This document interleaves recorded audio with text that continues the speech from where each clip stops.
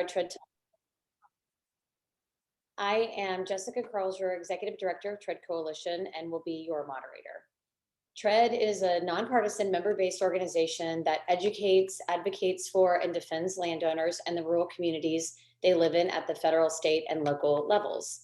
Tread Talks is part of our educational programming, connecting landowners, experts, legislators, and the general public on issues affecting rural landowners and their communities across the state. Tonight's discussion will focus on the importance and implementation of conservation in Texas. You can submit questions to our panelists with the Q&A button located at the bottom on the right-hand side, and we will address those questions at the end of the panel discussion. For those of you watching through our social channels, you can leave comments or please send questions to jessica@treadcoalition.org. I've also included my information in the chat. This is being recorded, and you can find all of our recordings on our YouTube channel. So joining us this evening are 4 industry experts who will discuss different facets of this issue. Their bios are so impressive that if I read everything, we would run out of time. So I'm going to just hit some of the highlights on each of them for you. Kyle Bass is co-founder and chief executive officer of Conservation Equity Management that specializes in natural resources, ecological services, and land management. He is an avid landowner and conservationist in the state of Texas since 2003. He is also founder and chief investment officer of Heyman Capital Management since 2005. Kyle has been recognized as one of the top 25 most influential people in the global patent market as named by Intellectual Asset Management magazine, and has lectured on global economics at esteemed universities around the country. Kyle is the former chair of the Risk Management Committee of the Board of Directors at the University of Texas Investment Management Company, UTIMCO, which manages approximately $50 billion. Before forming Heyman, he was a managing director at Legg Mason and senior managing director at Bear Stearns. He's a graduate of TCU with a degree in finance and serves on the board of the Texas Wildlife Association Foundation, Texas Department of Public Safety Foundation, and Melinda's Foods. Next, we have Terry Anderson, who is co-founder and principal of Conservation Equity Management and the founder and principal of Conservation Equity Partners. He received his Bachelor of Science in Forestry with an emphasis in wildlife management from Stephen F. Austin, and spent the last 30 years working in the private sector of the natural resource field. Until 2018, Anderson was co-owner and president of Advanced Ecology and a series of affiliated companies, specializing in land, water, and wildlife resources. Over his career, he's been involved in the development of 28 mitigation banks and countless other conservation projects. Anderson is currently co-owner of Wildlife Systems, Inc., and is actively involved in the Texas Forestry Association, Texas Wildlife Association, and a board trustee for the Texas Wildlife Association Foundation. Anderson assists with the instruction of habitat management and ecology courses at Stephen F. Austin's College of Forestry and Agriculture, and is well versed in conservation finance strategies and federal environmental policy. Dr. Blake Murden is CEO of the Shield Land Stewardship Group, overseeing the administration and conservation management of the 3 Shield Heirs family ranches in Central and West Texas. Blake also supports the Shield Ranch Foundation through land stewardship, coordination and oversight of capital projects, and the management of land and facilities. Blake has more than 30 years of experience managing, researching, and monitoring land, water, and wildlife resources on private lands in Texas, Washington, Oregon, and New Zealand. Prior to joining Shield Ranch in 2016 as Director of Land Stewardship, he was the Director of Wildlife and Fisheries for Port Blake Companies, overseeing the conservation management of the forest lands in the U.S. Pacific Northwest. Blake earned a bachelor's in biological sciences from Tarleton State University and has a Master of Science and PhD in wildlife and fishery sciences from Texas A&M.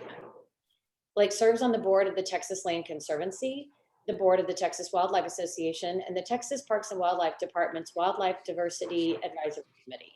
Blake has been an active member of the Wildlife Society at the state and national levels for 35 years as well. Last but certainly not least is Chad Ellis, who is the CEO of the Texas Agricultural Land Trust, otherwise known as TALT.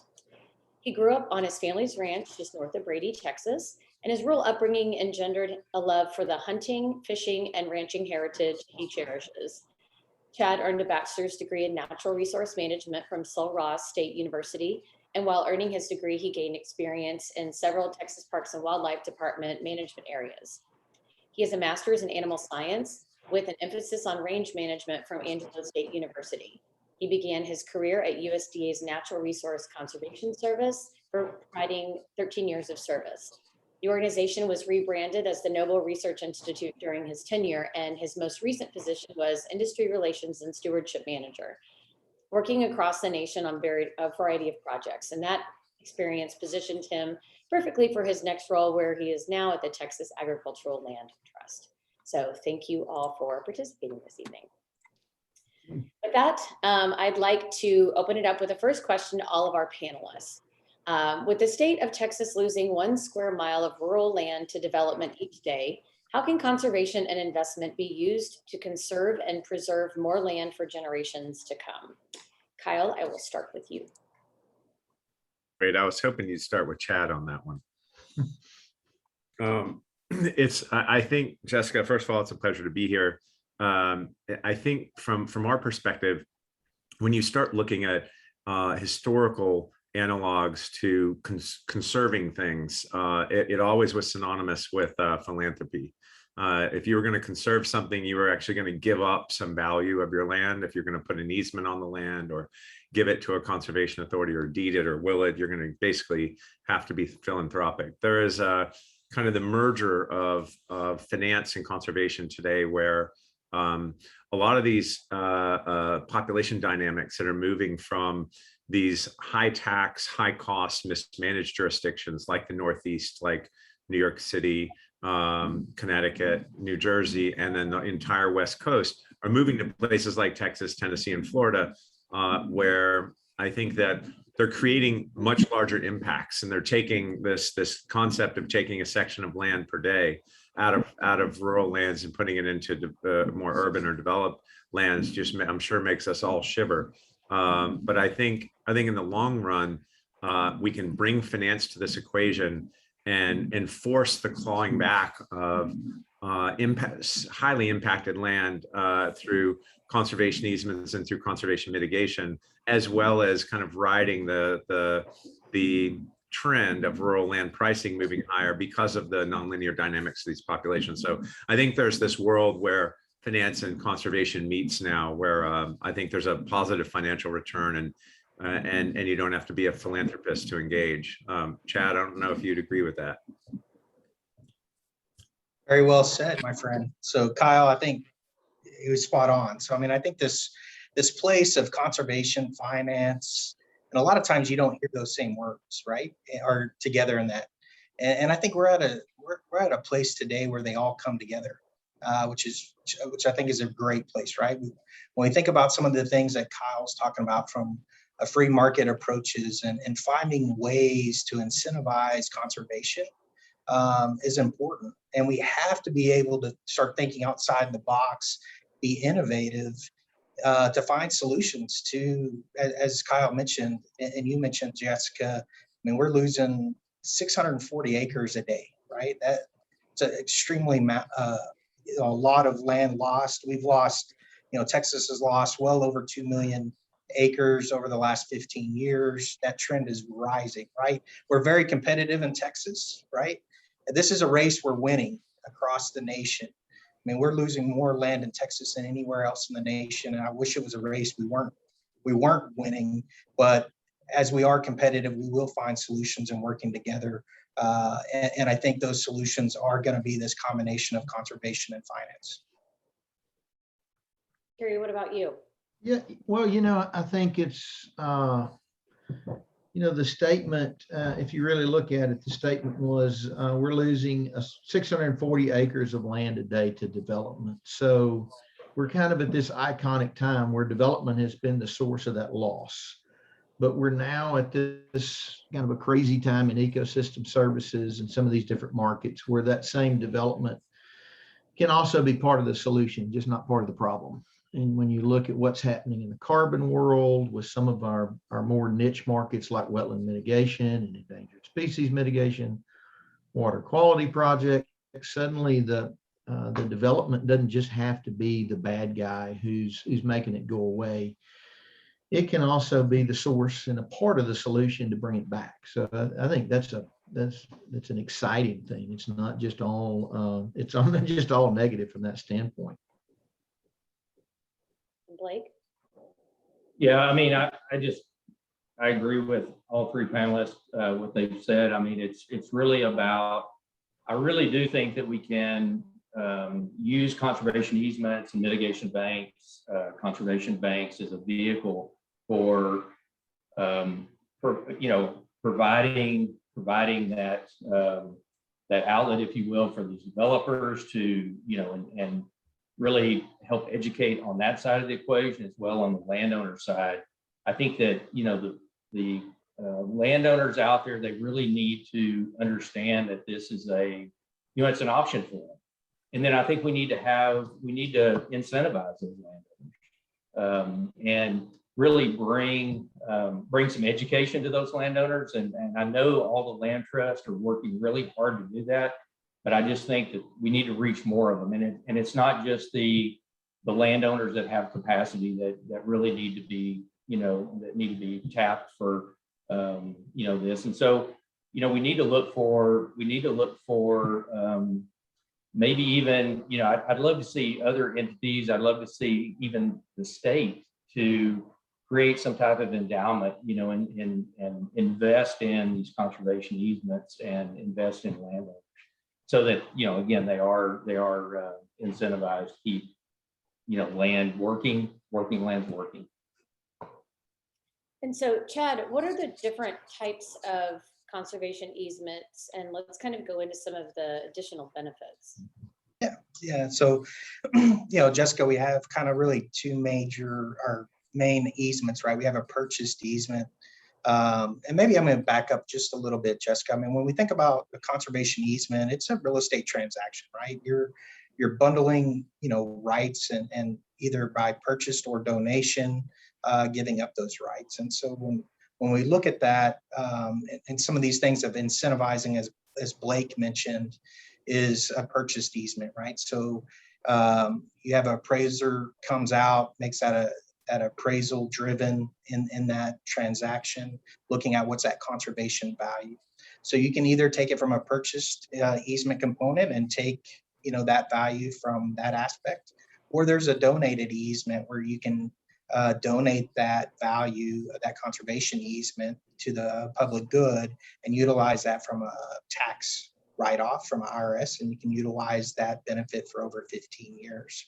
I think some of our challenges, as Blake kind of mentioned, in Texas, is our purchased easement components. We only have really two pots of money. We have the Texas Farm and Ranch Land Protection Program that's held by Texas Parks and Wildlife Department, but there's only $2 million biannually in that pot, right? $2 million doesn't go very far. And then we have the Natural Resource Conservation Service of USDA. Their easement program is around $5 million annually. Again, that money doesn't go very far. So we have to be creative. We need to find, have discussions like this, and like Blake mentioned, find other ways where we can kind of put those, pots of money together that we can incentivize and provide that purchased easement as a better tool as we move forward. Well, so Terry, you have much experience in forestry, ecological services, and land management. Tell us about developing integrated conservation and mitigation projects. It's some of these services are, it sounds new, but some of them, like wetland stream mitigation, endangered species mitigation, some of these have been around a long time. We've been working on projects like this since the 90s. They're well established. There is a precedence for them. There's a governance and laws that establish the baseline on how we create them. Unfortunately, those are fairly niche oriented. It's not something where every landowner in the county can go, oh, I want to get in that market. It's very niche oriented, and you have to match the right property with the right opportunity. And what's a good opportunity on the Texas coast may not work at all in another county or in another ecoregion. So while a lot of the ecosystem services, again, are very well established in the protocols and processes, they're not one size fits all. They fit in a very select number of cases. Kind of the new wave of ecosystem services we're moving into now, the carbon sequestration, some of the water quality projects. Those are kind of lining up to be more broad-based projects that the average landowner can potentially benefit from. They don't have the same kind of reward as some of the more high-risk projects, but they're safer. And again, they're more broadly established. So we're kind of at this point now where there's a new wave of some of these different markets coming in. They're somewhat amorphous and they're not well aligned. The structure behind them and the architecture, if you will, is certainly not complete, but a lot of us have been waiting over a decade for some of these things to get here. And suddenly they're here. And but now that they're here, I think we've got the next wave, biodiversity credits, and there's a whole new wave coming that's going to come just sweep past carbon and all these others. And so it's not an easy answer for a private landowner. The best thing is to get involved with organizations like TRED, Texas Wildlife Association, Texas Forestry Association, figure out what's out there and proceed with caution. With any new market, there are snake oil salesmen and there are pitfalls to jumping into it. So you want to, again, above all else, become educated. And Kyle's got some views on the architecture of the carbon market and where we may need to go. And I don't know if you care to jump in, Kyle, but you might share your opinions on some of these markets a little.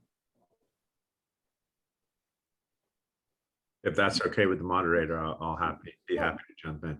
So, I agree with Terry. When you look at true environmental impacts and those kinds of mitigations, there's a well-architected framework, mostly developed by the Army Corps of Engineers and supplemented by U.S. Fish and Wildlife and the EPA and some others chime in. But I think there's such a well-constructed architecture there. And in the carbon market, it's still a bilateral market. It's still bespoke. It's still between someone that really wants to feel good and someone that wants to sell, increase their yield on their property today. And there needs to be, I think, a federal infrastructure put in place that needs to get legislated so that we can put a proper architecture under the carbon market so we can start as landowners harvesting the carbon that we have in the ground, i.e. selling it to people that want to engage in carbon neutrality or at least some sort of clawback for the carbon footprint that they have.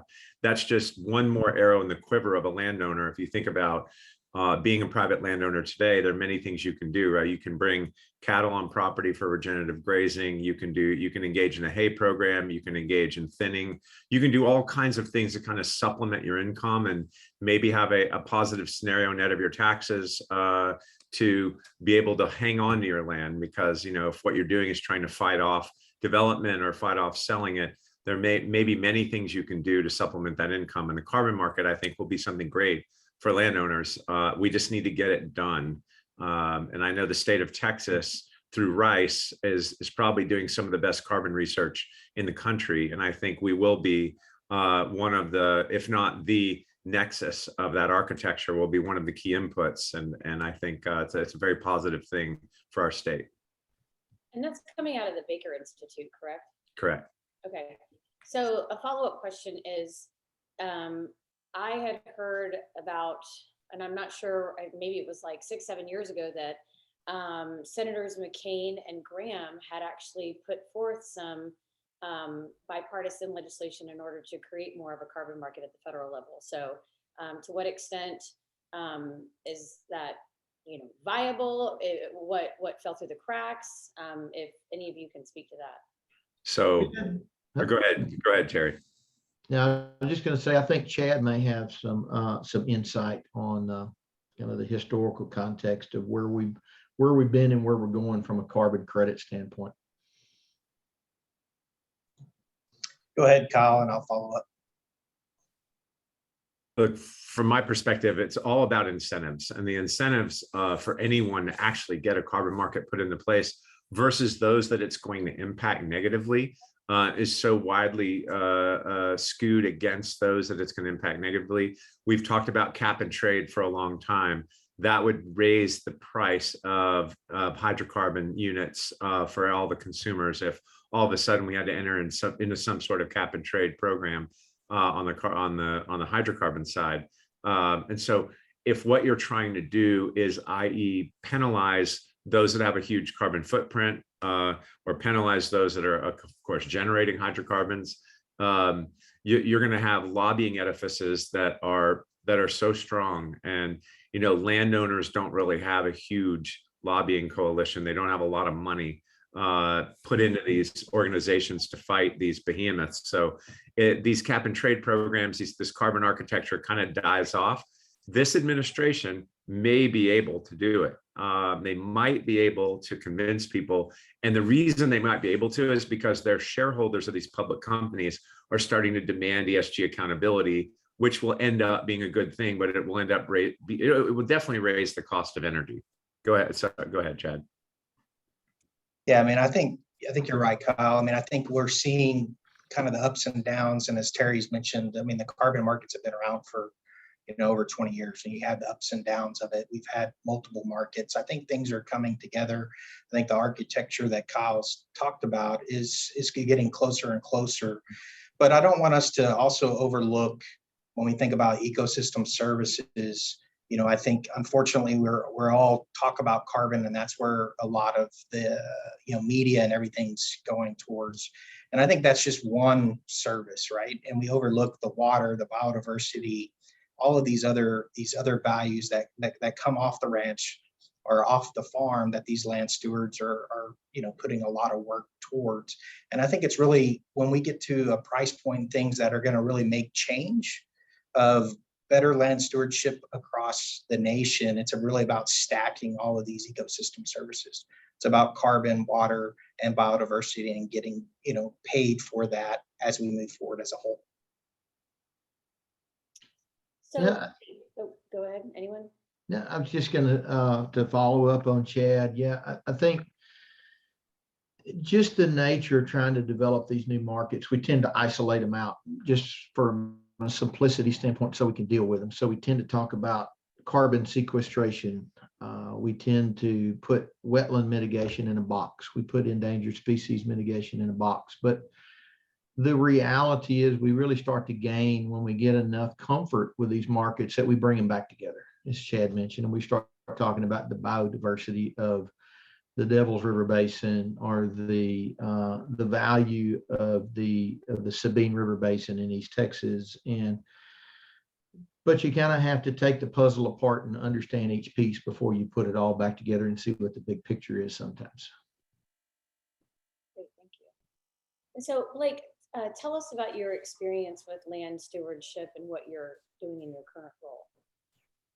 Sure. I mean, it really goes back to, rotating the cattle herd, on the little family farm, and my dad teaching me, a conservation ethic and how to treat the land. And so it really, got to give my dad a tip for starting me out early. I didn't really know what I was learning, but he was instilling that in me. And then, that led to grad school and a couple stints at Texas A&M AgriLife, where I was doing some research projects that really were all focused on, when I look back and think about it, they were all focused on how to help the landowner, the manager of stewarding the land, make better decisions. And then that led to after grad school, heading up to the Pacific Northwest, and I landed with a family owned. It was in its 5th generation, and it was basically they were a landowner, a big landowner in the Northwest, in Washington and Oregon and New Zealand, and they just happened to also be in forestry, and so I was basically responsible for that stewarding the land and the natural resource management of those properties, and that that was just very rewarding, and I mean, we were even getting into carbon markets, you know, back before I left, and it was pretty interesting to you know, we were in the business of extracting, you know, a renewable natural resource, but what went into the, you know, being good land stewards, you know, water quality, endangered species, it was pretty phenomenal and a great experience with multiple, you know, developing conservation plans at the federal level and the state level with a lot of different stakeholders. That was, you know, kind of the ultimate in, you know, land stewardship across broad stakeholder groups and regions. And then, yeah, and in my current role, I'm just very fortunate to get to come back to Texas and work for a, you know, a family that has a very, you know, clear vision of land stewardship, and they support me in you know, strategizing and managing their properties. And yeah, that just and every day is a different day. That's the beauty of being a land steward, is if you're managing properties and you're wearing a many hats each day. So the variety, the heterogeneity of activities that go on, you know, when you're managing, you know, properties, and especially if you're managing properties that are in close proximity to, you know, a lot of development, like the property in Travis County. Well, and so one of the things I think is interesting when we think about diversification of lands is that Shield Ranch in particular has camps for children. So kind of explain to the audience and panelists more about that. Yeah, so that's a program of the El Ranchito. It's in its 15th year, and it's been it's part of the Shield Ranch Foundation, which is a private operating foundation that the family established.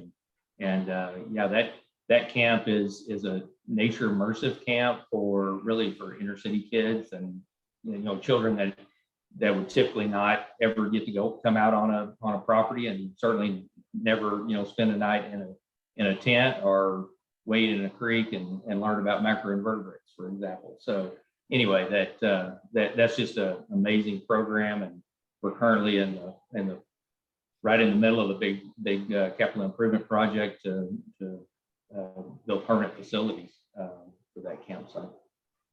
So, well, and when I was fortunate to go out and tour the ranch, we were, you know, driving around, and you were pointing out some of the historical features of this one particular property. And so it's my understanding that there is an actual historical designation on Shield Ranch as well to help, you know, with the preservation of the property. So kind of explain how that all came about. Yeah, that was really born out from a conversation I was having riding around on the ranch, and, you know, in the truck with a history professor, Dan Utley from Texas State University. He was wanting to bring some students out to the ranch to look at some of the historical features and do some classroom projects. And yeah, and so I was sharing with him one of the challenges for the Shield Ranch in Travis County is because of all the growth and development that's occurring around the property, even though that property is under about 95% of that's under conservation easement. There's 2 easements on the property. That doesn't, you know, that's not going to doesn't protect it from condemnation. And so, you know, I was sharing that with him, and how for probably the last 25 years that, you know, the owners have certainly been fearful of perhaps an outer loop, so a road, you know, project. And it's easy to look at a 6,800 acre parcel, and there's, you know, basically one set of land, you know, one landowner to deal with. So guess where the lines get drawn through the map, you know, right through the ranch and right across Barton Creek. So anyway, that I was sharing that with Dan, and he said, well, hey, have you thought about a historic district? And I said, well, you know, yeah, we've got a lot of historic features, cultural resources on the property, but in my mind, it was always just single features or, you know, a cluster of buildings. And he said, oh no, you can do whole landscapes. And so that led me to, you know, reach out to Texas Historical Commission. I've got a friend there, and I was discussing that concept with her, and she said, absolutely, let's get going on it. And so it took about 1.5 years, and we did a complete inventory there's over 150, elements that could count. And, they only have to be 50 years old. So pretty much most all the structures on the ranch were built, in the late 30s, 40s, and 50s and into the 60s. So everything kind of qualified, everything down to, water wells to the feed troughs and and all the structures. So anyway, the idea behind the historic district, not only is it a cool designation, but through the National Register of Historic Places, is that there's a federal nexus that comes with that. If there's a project, let's say TxDOT does a project, a road project, typically they'll have federal funding, or let's say a pipeline perhaps, or a school, they typically have federal funding. So now there's a nexus if that project, when it starts getting reviewed. And so under the National Historic Preservation Act, there's what's called a Section 106 review that would be triggered. And trust me, no project wants to have to go through that review process, so that, it's not the silver bullet to, to protect the ranch, but it sure adds another pretty strong layer of protection, from condemnation. Certainly have, developers of those projects look elsewhere.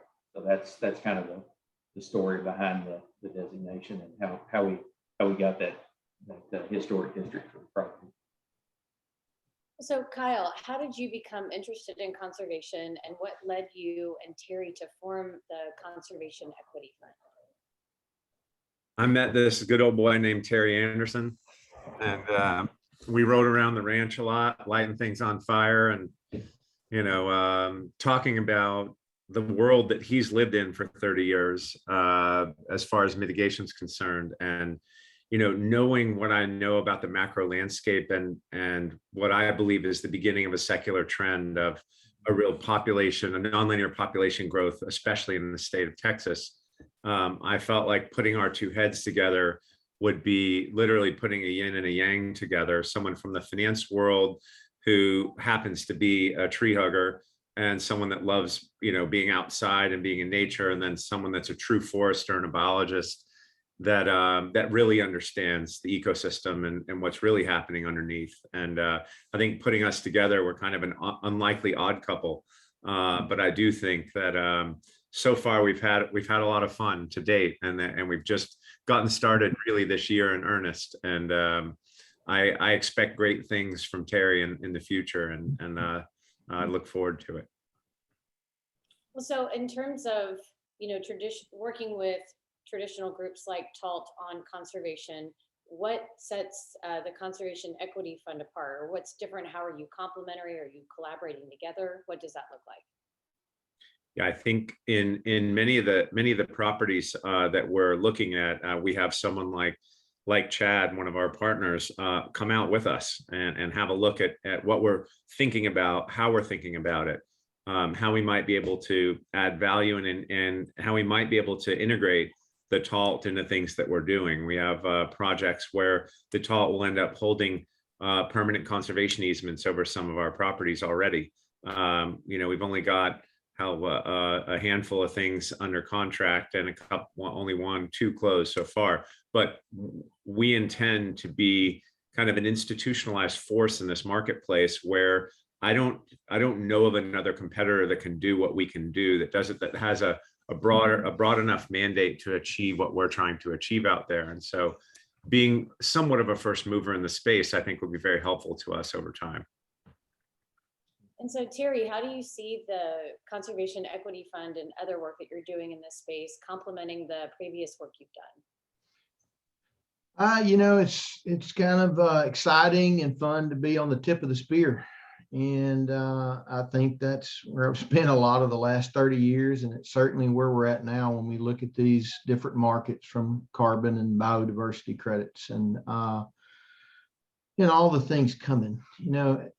As a generational Texan, I don't talk to many people who aren't concerned right now about the movement from the West Coast, from New York, from all over the country. And we have this mass migration of people moving in, and we have this surge of development from corporations that are looking for a better place to establish for a myriad of reasons, but nevertheless are coming to Texas. And so you can either take the approach that, oh, this is terrible, this is horrible, and our state is going to fall apart, or it's going to drift in a direction I don't want it to drift. But development in itself, the way I see it, development is just like fire or water.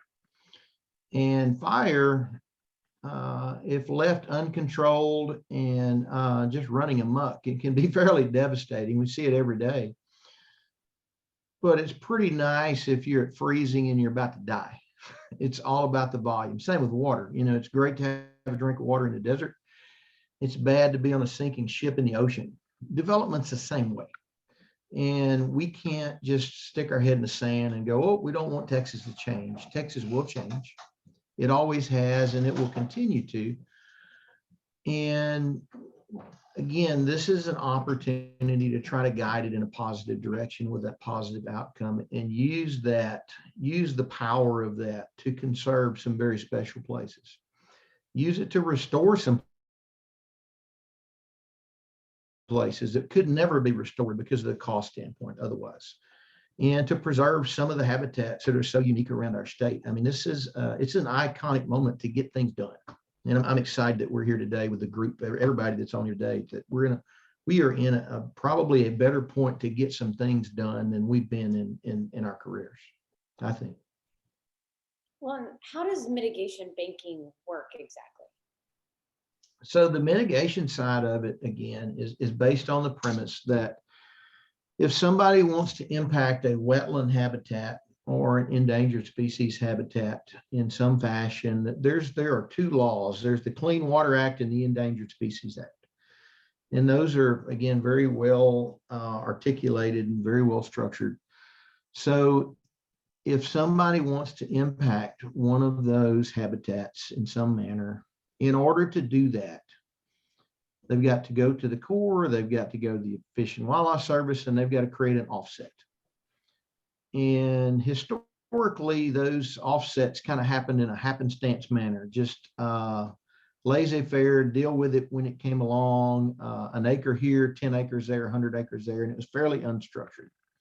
The mitigation banking process is a manner that we can go out and pick markets and pick watersheds and ecoregions, and where we suspect that there are a lot of habitats under threat. And we can find a degraded habitat and restore it in a very careful way, in a manner that assures that it's going to be restored and protected. And the process by which we do that generates an ecological credit. And so for the oil and gas company, or the power company, or the highway project that comes along, it gives them a well-structured way to offset those impacts that's already been primed and set to succeed, rather than just deal with something as you go and hope that if we slap something together down the line, it kind of works. So we go to the process, we establish these projects, we generate an ecological pool of credits from the success of those projects, and then we sell those credits to the impactors as they come along. So it's a very, again, it's a niche market, but it's a fairly well-structured market. Okay. Well, so Chad, part of TALT's mission is protecting working lands. So, I guess talk to us about some of the programs that you have that help achieve this. Yeah, Jessica. So, I mean, it's important for us. I mean, we've talked about it, this whole talk about the importance of our working lands and the land stewards that steward those lands, of Blake and Kyle and Terry and the other 240,000 240,000 land stewards across the state. Those private lands, there's 83% of Texas are those working lands, right? And so our really mission is about keeping those agricultural wildlife lands intact. And so we do that in multiple ways. Our bread and butter is the conservation easement and providing that tool for those landowners, and that can be utilized in many, many other ways. But I think the other side is looking at, working with the Terry Andersons and the others of the mitigation banks. And then lastly, it's looking at these ecosystem service markets and how do we, start stacking and utilizing those incentives for those landowners. And so really it's about additive conservation is how I look at it. How can we stack conservation easements? How do we stack utilizing mitigation banking? And also, these ecosystem services of carbon, water, biodiversity, and whatever the future may hold on that side. But we have to find ways to incentivize land stewardship to keep these, empower these landowners to be better tomorrow than they are today. That's ultimately what I do, wake up each and every day, and that's what I'm passionate about. So all of us have kind of talked about this, in a number of encounters, but, me being a sixth generation Texan, kind of like you were saying, Terry, you see all these people coming from other states and they're just kind of changing the dynamic or the feel in some instances of what Texas is all about, what we stand for, how we use our land. So is there an opportunity with either the work that you're doing with the Conservation Equity Fund, or Chad with TALT, Kyle with some of the work that you're doing, where the folks who are coming in from out of state have educational tools and resources available to them so they understand what types of stewardship is available to them? In addition to that, maybe, even educating people who currently own land, and they know what all of their options are in terms of how to diversify or utilize their property. Because, I know that there's people who have, a ranch in LaGrange, but they live in Dallas. And so they decide to get rid of it because it makes a lot more money to have it subdivided or developed in some way versus, taking it over and managing cattle. So how are we kind of, straddling this balance of making sure people know how to steward properly, but then they also have all of these options available? Jessica, I think that, what you're doing here with TREAD is a great example. We have an opportunity to provide what I think conservation literacy is a good term for it. And if there's a lot of negative things I could say about social media and some of the things that are happening today, but we have such a platform to provide an educational component to people who would never have access to it, right? They didn't grow up on a farm. They didn't have the benefit of being a sixth generation Texan. But there are so many resources available today between groups like TALT and some of the private landowner workshops they host, some of the things that the Texas Wildlife Association puts together, and a host of other conservation or TREAD, the things you're doing here. It's just a matter of us really working together to create an appropriate message so that we win people over rather than just ostracize them and go, I'm just going to, as you said, I'm going to sell. That seems complicated. It's hard. I think I'll just sell it. I'd rather have the cash. We have a great opportunity right now, and we have the means to do it. The means are here.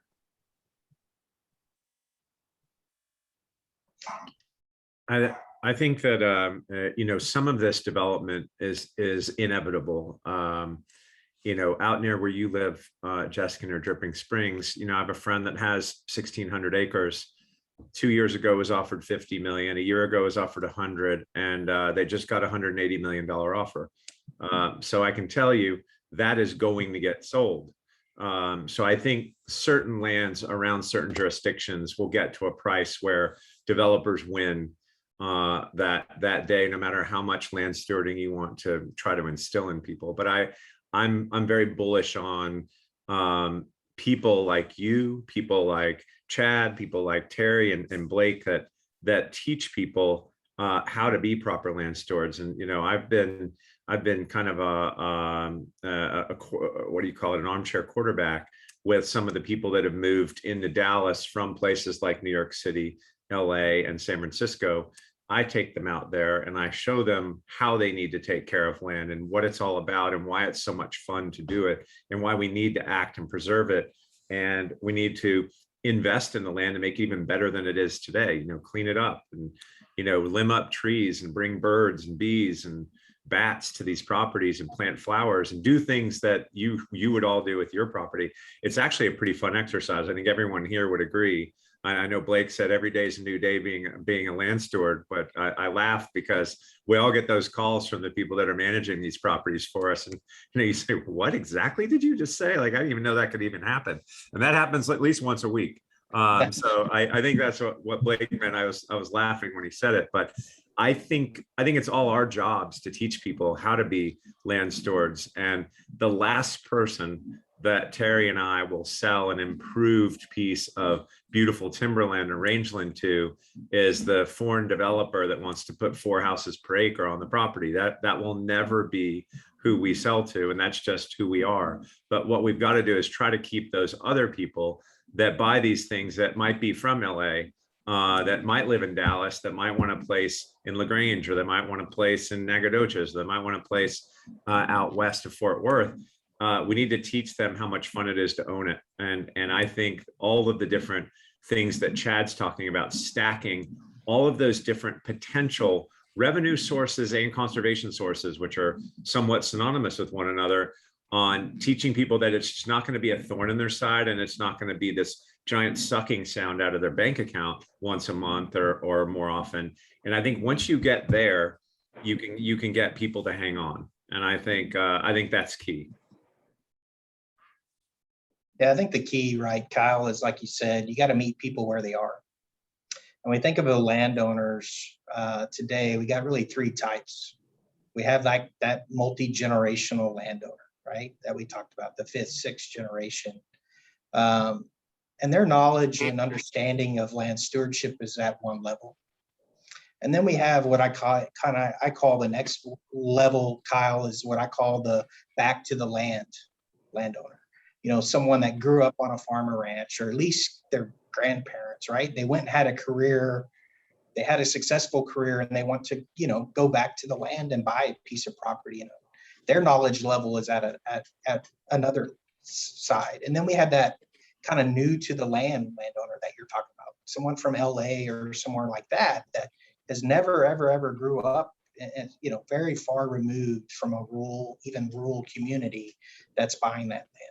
And so we have to find ways and avenues to reach a wide variety of type of landowners and meet them where they are, help provide them the tools and the understanding. And I think Blake really said it well, right? Blake was very fortunate that his father taught him this land ethic. And so we're trying to sometimes, in some sense, teach old dogs new tricks in some ways, of someone that's new to the land that maybe, you know, beyond those early, young dog years of teaching that land ethic. And the main thing that's important to know is that there's not anyone in this world that is misunderstood and probably is the landowner and the land steward. The responsibility that you have to steward that land, because you're providing clean water, you're providing all those ecosystem services that goes beyond just you and your family, goes beyond the fence line to the community. And that's a great responsibility that we have as land stewards. And I think we have to articulate that on those future new landowners. Well, so in addition to people buying up property in the state, Kyle, regarding the Conservation Equity Fund, you know, what is the scale of people who can, you know, be an investor? Is it just someone with great means? Is it upper to middle class who want to maybe get involved in this kind of initiative because they understand the mission and want to be a part of the work that you're doing?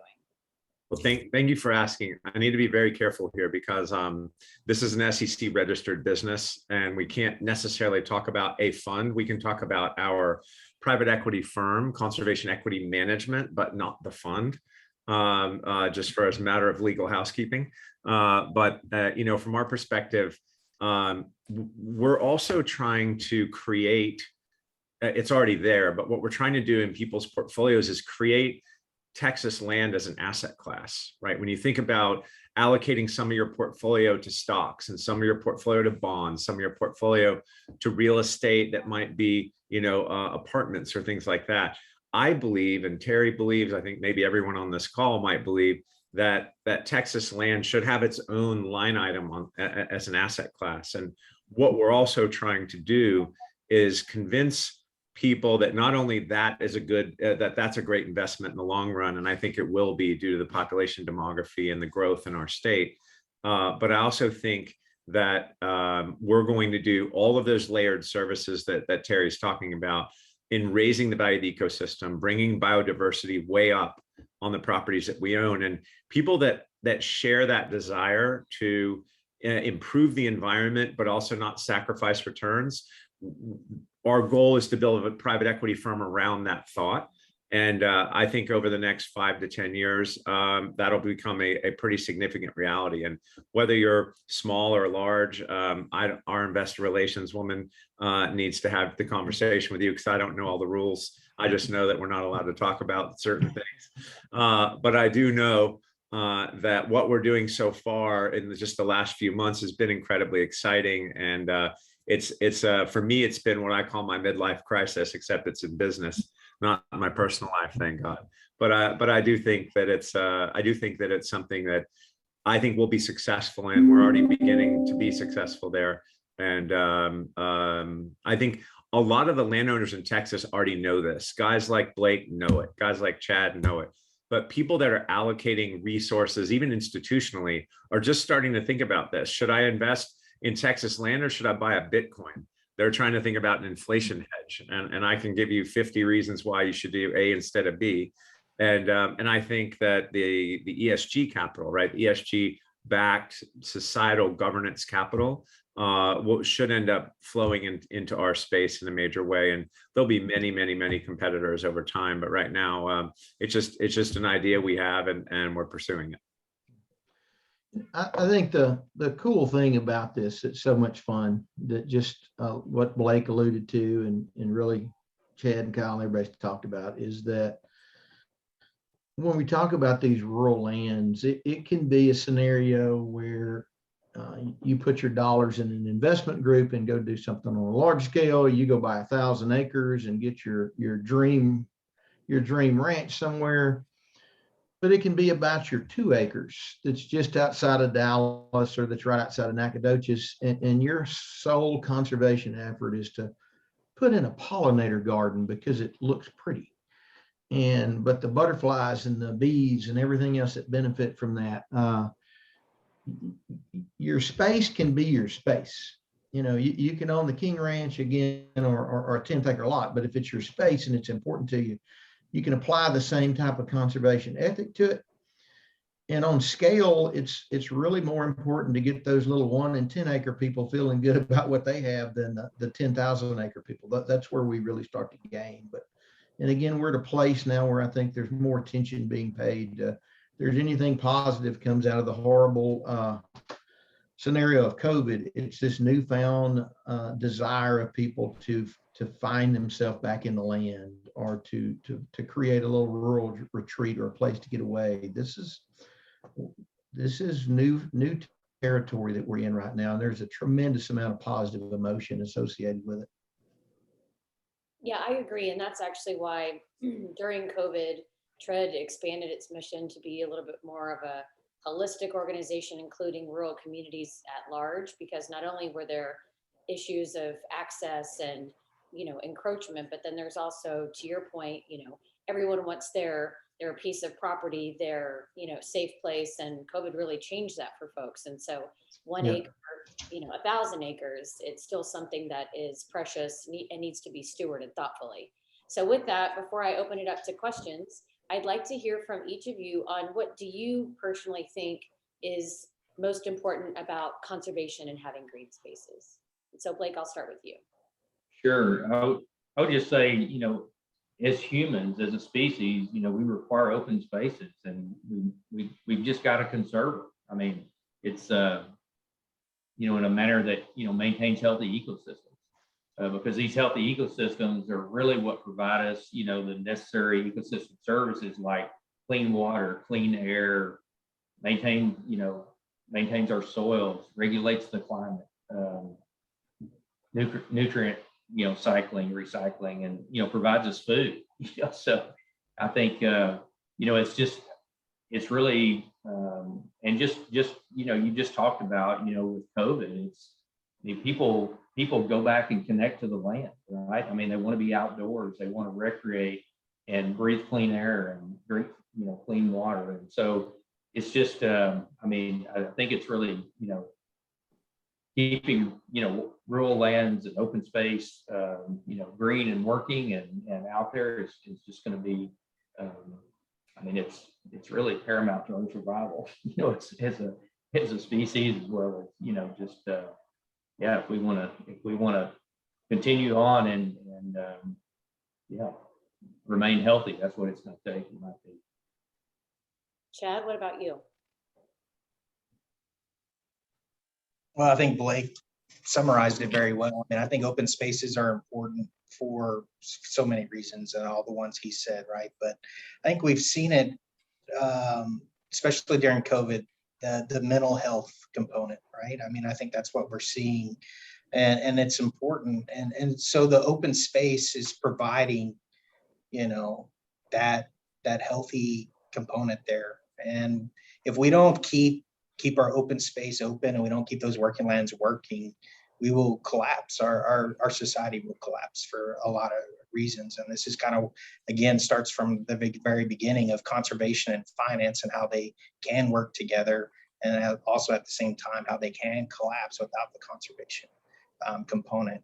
I do think that we do have, I think when we think about a society as a whole, conservation is something that we can all get behind and understand. And it's kind of it's a global language in itself that we can communicate and work towards and keep those values on the landscape. Kyle, Terry, have anything to add? Yeah, I would say that, again, I think Chad and Blake said it well, but if you really think about it, the conservation, the green spaces, it's the fabric of our society. And it leads to mental health, and it leads to all of these things, and all roads lead to Rome. All roads lead to conservation and green space. And without it, things start to deteriorate and fall apart. And if we look around the world at the places where our ecosystems are most imperiled and in the worst shape, you can draw some lines to everything else around it in the condition they're in. So I think it's critical. And we tend to, some of us are more spoiled and we have access to lots of land. We tend to forget about the importance of the little places. And again, your green space may be that little bitty park across from the apartment complex. I mean, that may be that may be your Yellowstone, but it's what you got. And so our need to kind of work across the board and protect the big spaces and the little spaces, it all adds up to clean water, air, and the things we need. So it's critical we look at the whole spectrum. And Blake, yeah, I think you and Terry and Chad even brought it back to, there are people that can afford 1,000 acres and there are people that can only afford 2. And I think that book, I don't know if all of you've read the Nature's Best Hope book, talking about conservation starting in your backyard. I thought that was a great bridge between someone that only has a backyard or a backyard garden and thinking about how you can begin to think about preserving and conserving even with that. And I think that connects the masses to the large landowners, right? There's a huge divide today between someone that has 2 acres and someone that has 1,000. And I think if we can get everyone involved thinking this way, something like that New York Times bestseller is a very powerful tool when you meet someone and you say, this is one of the best books on conservation that I've read. It's a powerful thing to get people thinking about it. And so I think we need to get that education through the small landowners as well. Thank you. And so our first question is there a one-stop location for new landowners or even existing landowners to get information on conservation practices? And I can already answer part of that. It is not necessarily, but that's part of why we at TRED host TRED Talks, and we're working in collaboration with the TALTs of the world. And we've been building out, all of the different partnerships. The problem that I see from a TRED perspective is, and why TRED was created, is that, the landowner themselves really didn't have the representation. So the 1 acre person, the 1,000 acre person, it was being affiliated with the Forestry Association, Texas Wildlife, cattle raisers, Farm Bureau. And so, the existence of TRED is just kind of, in my opinion, bringing all of these different groups together, but then also, collaborating and collecting all of our resources, where instead of you go to individual websites, we have a host of landowner resources on our website. But Chad, I'll let you kind of speak to that as well. We're kind of building this plane and flying it with the depth and breadth of information there is out there. Yeah, I think I think you said it very well, Jessica. I mean, I think unfortunately there's not like a one-stop shop, right? But I think there's more and more where there's resources that you can go to that connect you to other resources. And I think that's the key. I mean, I would say with any landowner, I think your first kind of go-to is your local USDA service center that has your farm servancy agency and the natural resource conservation service, and then your local extension. And I think those are they know your local area better than anyone. And those are the good places to start with. Yeah, I'll add to that, Chad, and say that, you're also the Texas Parks and Wildlife biologist, in your area is a great resource. And I know they're typically happy to come out and visit with landowners. And, there's just a ton of online resources. I mean, Jessica, you mentioned several, and, Texas A&M AgriLife and others are EWA and Texas Wildlife Association and others just have, again, links to a lot of resources and the power of Google, allows you to do searches on specific, land stewardship activities that you're interested in. And so, Terry, can you please give an example of how a corporation bringing more development to Texas can provide an opportunity for conservation? I love that idea, but can't picture how that happens. So again, we've been sitting around for years waiting on, as Chad alluded to earlier, the pools of money in the capital are just not there that we would like to have. I mean, everybody would love to get paid to have a conservation easement. Everybody would love to get these things in place and to get a robust amount of dollars through their local USDA office to go out and do good things to the land. But the dollars just, they haven't been there historically, right? They're in little pools here and there, and occasionally there's it's a little bit like the weather. Occasionally we get a good dose, but then we go through drought. So now we're sitting in a position where we have development coming, but we also have development that has a little more education, and some of these people are coming in expecting to pay. They're anticipating that they're going to have to offset their impacts. And, we hadn't touched on sustainable investing or ESG, environmental, social, and governance of these companies. But this is a time when there are more dollars out there looking for a home and a place to get out in front of their development, whether they're in the vegetable business or they're selling hamburgers or they're building semiconductor chips. I mean, we have a little bit of an opportunity where we have this educated group who's coming in the door with new money, and they're anticipating, okay, if I create an offset or an impact, then I've got to offset it in some way. And channeling those dollars in the appropriate manner, where we're, regardless of whether we're just buying easements around one of our large municipalities like Houston or Dallas to protect the watershed for better water, whether we're doing it to create a bigger carbon offset around Austin. I mean, we have an opportunity where people are starting to put their money where their mouth is. And that's the whole upside to this whole societal movement where suddenly we have a generation that wields more power than the Corps of Engineers or the EPA, saying, corporate America, you will do good things, or we will find somebody else that will. There's a whole new movement and that has good things and bad things. But again, if we work appropriately, direct the money in the right ways, suddenly the ability to go in and protect 100,000 acres of the Trinity Basin as it moves through the Dallas Fort Worth Metroplex, or to have a much bigger impact on Galveston Bay because of its proximity to Houston. We're in a new paradigm. And I don't know if I've explained that very well, but we're just in a new space right now. Chad, can you add to that? Yeah, I would say, companies are investing more in conservation and outside the box of conservation than we've ever seen before. And a lot of it, I think, Terry, comes to what you mentioned and Kyle's mentioned, the pressures of the consumer is real. And so they're looking at ways of how they invest and how do they meet. They're actually developing sustainability goals for these corporations.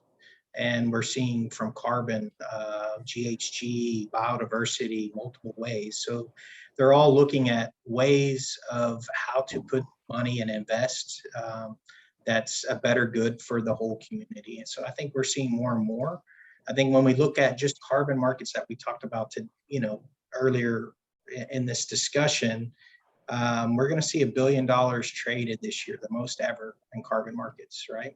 And a lot of those buyers are these big corporations that are trying to find ways, trying to find any kind of solution to meet their goals, sustainability goals. So I think it's just aligning the right conservation and giving the right opportunities for these corporations to how they can invest is the key. So this is a very good one. Property rights are essential for protection of land, but absolute property rights, like the right to do whatever you want with your land, good or bad, is, a conflict with conservation efforts. So my question is, how do we balance the right of the landowner to do what they wish with their land and destructive uses for their land? Oh, that's nobody wants to touch that question one. myself. So that is That's why dread exists. Yeah, that is that is a delicate balance. And what we really want is, as Texas landowners, we want the right to do everything we want to do on our land because we feel like we'll make good decisions, but we want to be real careful about what our neighbor does. That's just kind of where we've always been. And it's a delicate line of, so should my neighbor be able to pour nuclear waste into my creek? No, probably not, right? We're so far that's so egregious. We none of us are probably on board with that. But where you draw the line is, lots of communication and lots of dialogue. It's a tough place because there certainly are. You go back to the 60s when some of our rivers were catching on fire in Ohio. I don't think any of us want to have to go put the river out because there's 6 inches of hydrocarbon floating on top of the water. We know what we don't want. Where we draw the line in the middle is a tricky part. Yeah, and that's actually part of why we started to branch out with some of our TRED talks. Like we spoke about renewables energy in Texas last week, because some people are welcoming renewables, others are not, what the consequences are, what the opportunities are in that space. Later this week, we're having a talk on groundwater because, it's yours underneath the ground, but if it's surface water, it's not. There are just lots of complications, but I think that's why bringing, folks like you all together to have these discussions, we can hopefully come to some sound solutions, but then also advocate for sound policy in the legislature where that's applicable. Also, where do you see the role of establishing legal rights for natural features and for the land, water, air, etc.? Like, and I also know this one very well, like having the Onion Creek watershed be able to sue the city of Dripping Springs over their planned wastewater discharge plant. or the Blanco River being able to sue Kinder Morgan Pipeline Company. Are you aware of and conversant in this topic, especially the work of the Community Environmental Defense Fund?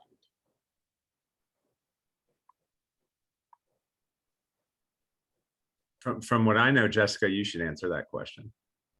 Yeah,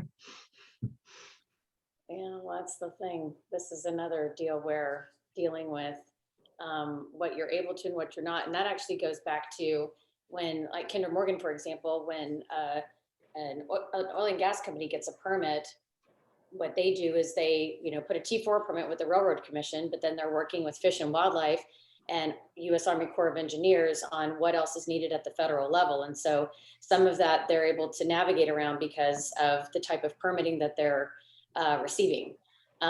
So that's a challenge. And I guess, Susan, join our talk next week on groundwater so we can talk more about the watersheds. We'll be talking about groundwater districts and aquifers and all of those things. But yeah, that's why, again, bringing these kind of folks together to have these conversations is important. So we can try to navigate this. Does anyone else have anything on that one? What occurs to me is it's, there's what's legal and then there's what's ethical. And I really think that, this is the point where, we just need more and more education around these issues so that, citizens and even the folks that are, the neighbors, that are doing things that are maybe not ethical, that we educate them. We provide more resources, and, invite them over to coffee and let them know that, hey, that's here's the unintended consequences of what they're doing. So anyway, I think dialogue and education are really, we need to always keep that on the as one of the tools to help kind of battle those issues. There's also, look, there's the role of the federal government. The federal government can and will set certain levels of toxicity for certain substances in not only drinking water, but in navigable waterways, and especially if you're the polluter. And I think you're going to see, look, literally in the coming months, you're going to see the Biden administration list the toxicity levels of the PFAS. If any of you guys watched the documentary Black Waters, it was about DuPont, pouring the forever chemical, the human synthesized chemical, into the rivers and streams. And it could bring $100 billion problem to DuPont, and it should.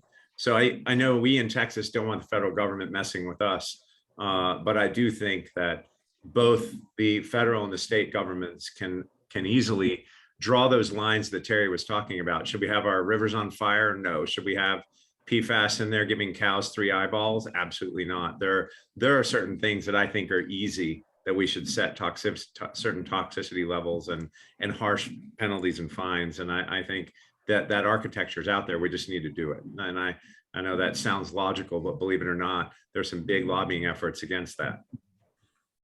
Well, and that's what I think is kind of, tying this all together, because Terry's spoken about it, Kyle, you mentioned it, like Chad, myself, that, a lot of this boils down to industry. And some of the issues I've dealt with from a landowner perspective was, the industry had more power, whether it was lobbying, it was money, it was influence. And so, us as a collaborative, making sure that we're educating these industries, the companies that Terry referenced, the folks who are coming in and either don't know how to do stewardship thoughtfully or, are eager to learn more about it. We have developments over here in Dripping Springs where they did think about wastewater discharge and keeping green space so you could have deer and hiking trails and close proximity to other things that just kind of take away some of the wear and tear on 290. So I know that there's people doing that sort of thing. We just need to continue to educate folks on that, and also making sure that more than 5% of land in Texas is privately owned. That it's really critical that in any of these instances that the landowner has a seat at the table. And that's really what the TREAD talks are about, what TREAD Coalition is about. It's building out a coalition of not only landowners, but people who understand that is, the landowner is a key component of any process. And so respecting the land are two key things. And anything else? That's all the questions that we have. So are there any final remarks from our panel? We appreciate you, Jessica, for giving us a chance to get out here and have a discussion about some of the stuff. Yeah, Yes. thanks for having us. And there's obviously more. So I think I'm gonna have to bring you back individually because like I said, the bios were extensive and there's so much more for us to discuss in the space of conservation. But that is all we have for this evening. So I would like to thank each of our panelists for providing a great discussion and also to the audience for their participation. And as a reminder, if you should have any follow-up questions or need additional information, you can always get on our website, treadcoalition.org, or contact me directly at jessica@treadcoalition.org. And you can follow us on Facebook, Instagram, and Twitter. So with that, you all have a wonderful evening. You too. Jessica. Thanks. Thanks, guys.